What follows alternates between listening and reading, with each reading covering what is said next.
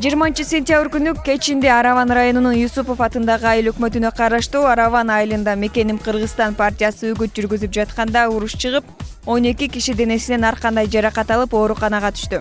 Алардын бирөөнүн абалы оор экени кабарланды. Бул тууралуу Азаттыкка Ош облустук ички иштер башкармалыгынын басма сөз катчысы Жеңишбек Аширбаев билдирди. 100га жакын шайлоочу менен жолугушуу учурунда жергиликтүү тургундар менен үгүт кылып барган адамдардын ортосунда чатак чыккан. Баштапкы маалымат боюнча Мекеним Кыргызстан партиясынын жогорку кеңешке депутаттыкка талапкери башка партиянын талапкерин жамандап сүйлөй баштаган учурда чыр чыгып кеткен. Мушташ 10-15 мүнөт уланган. Учурда абал тынч. Бир жабырлануучунун абалы оор деп айтылууда, деди Аширбаев.